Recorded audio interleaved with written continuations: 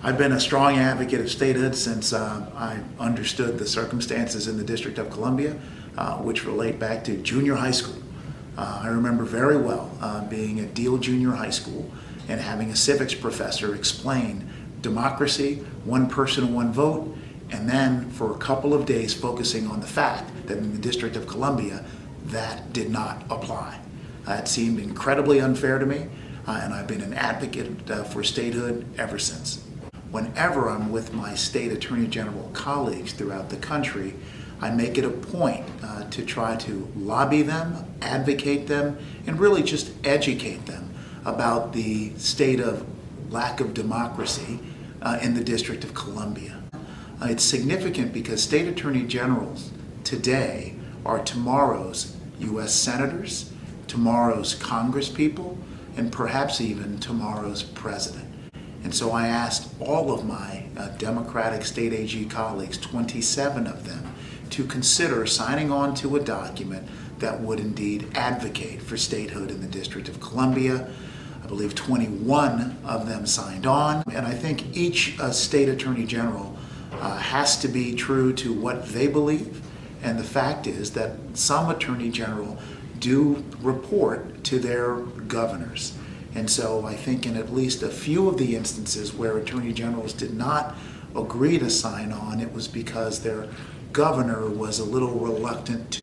So I think really persuading and educating elected leaders from other jurisdictions so that they can do the same thing for the constituents in their home states is incredibly important to advancing statehood. People don't realize this, we essentially already function as a state, the way our government works. So I always describe my job as a DC council member as a state legislator who's also responsible for making sure that your trash gets picked up and your potholes get filled, right? It's a hybrid job. Our government is state, county, and city. And we've been doing that even though we haven't had the privilege of being called a state all these years. We still have Medicaid. You know, we have a state level education agency. We administer TANF and food stamps and all the programs that other states administer. And we raise our own taxes. We pay more taxes than, I think now we're up to 22 states in the nation. So a lot of people think, oh, the District of Columbia, it's like a territory, they don't have to pay taxes. Oh no, we pay a lot of taxes. So we're ready because we've already been functioning as a state. We just haven't had the same rights as everybody else in this country. The costs are going to be quite significant. So in 1997, many of the DC agencies that play in the criminal justice system went back over to the federal government. And so those agencies are actually supported for and paid for by U.S. taxpayers, and certainly DC taxpayers contribute to that through their federal income tax, but for the most part, those are federal offenses. Let me give you an example. So there is an agency called Pretrial Services. Pretrial Services takes care of making sure that the conditions of release for any adult who is arrested are imposed and that the adults who are pending trial are monitored in order to keep the community safe. Right now, that is a federal function. Once we become a state, that would be a DC function. The estimates of cost for that particular agency are well over $100 million. So there will be a cost to statehood. My strong sense is that if elected officials set forth what the cost will be for DC residents will voluntarily absorb those costs for greater democracy in the District of Columbia.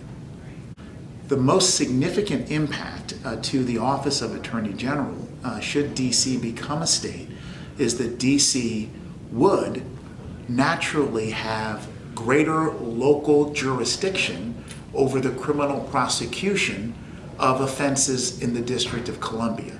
As it stands right now, the federal prosecutors, that's the United States Attorney's Office for the District of Columbia, is the principal prosecutor for adult offenses in DC. That's not fair. That's not right. That doesn't happen in anywhere else in the country. That prosecutor, therefore, has the opportunity to set priorities as to how he or she is going to use the office's resources. Let me give you one example. We know at the Office of Attorney General that more and more seniors are vulnerable to being victimized, both civilly as well as criminally, people taking advantage of them physically and or taking their money. We therefore would like to prioritize criminal prosecution of senior offenses that impact seniors. Well, there's little that we can do under the current system of justice other than to try to persuade the United States Attorney's Office by different ways to really start prosecuting those cases.